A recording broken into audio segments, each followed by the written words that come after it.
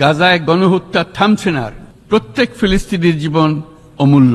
ফিলিস্তিনের জনগণের বিরুদ্ধে যে মানবতা বিরোধী অপরাধ হচ্ছে তার জন্য সংশ্লিষ্ট সকলকে দায়বদ্ধ করতে হবে। মাননীয় সভাপতি, বহুমুখী সংকটে জর্জরিত বর্তমান বিশ্বে যুদ্ধ এবং সংঘাতের ফলে ব্যাপক ভিত্তিতে মানুষের অধিকার খর্ব হচ্ছে। বিশ্ববাসীর উদ্বেগ এবং নিন্দা সত্ত্বেও গাজায় গণহত্যা থামছে না।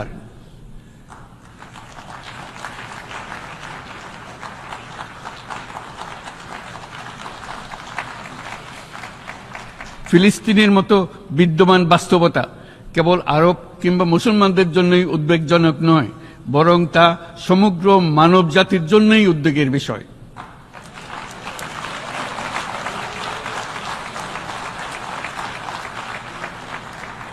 একজন মানুষ হিসেবে প্রত্যেক ফিলিস্তিনির জীবন অমূল্য।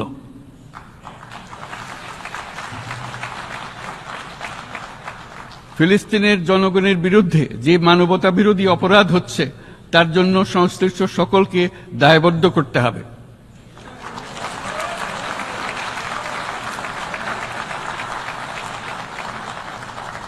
ফিলিস্তিনের জনগণের উপর চলমান নৃশংসতা, বিশেষত নারী এবং শিশুদের সাথে প্রতিনিয়ত যে নিষ্ঠুরতা বিশ্ব দেখাচ্ছে তা থেকে নিস্তারের জন্য বাংলাদেশ অনতিবিলম্বে সম্পূর্ণ যুদ্ধবিরতির আহ্বান জানাচ্ছে।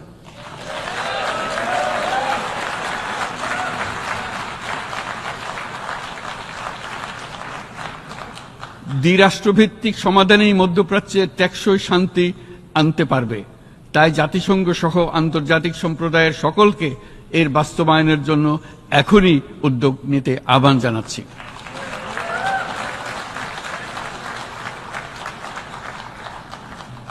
গত 2.5 বছর ধরে ইউক্রেনে চলমান যুদ্ধে বহু মানুষ প্রাণ হারিয়েছে। এই যুদ্ধের প্রভাব সর্বব্যাপী, এমনকি বাংলাদেশের অর্থনীতিতেও এর নেতিবাচক প্রভাব আমরা অনুভব করছি।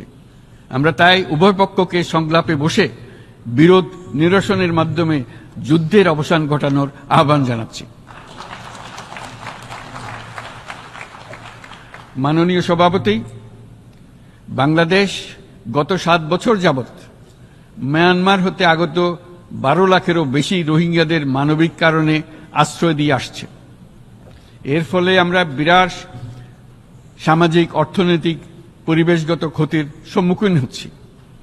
মায়ানমারের অভ্যন্তরীণ সমস্যা থেকে সৃষ্ট এই সংকট বাংলাদেশ ও আমাদের অঞ্চলের জন্য প্রথাগত ও অপ্রথাগত উভয় ধরনের নিরাপত্তা ঝুঁকির কারণ হয়ে দাঁড়িয়েছে। মায়ানমার থেকে বাংলাদেশে বলপূর্বক বাস্তুচ্যুত রোহিঙ্গাদের সহায়তা করতে আমরা অঙ্গীকারবদ্ধ।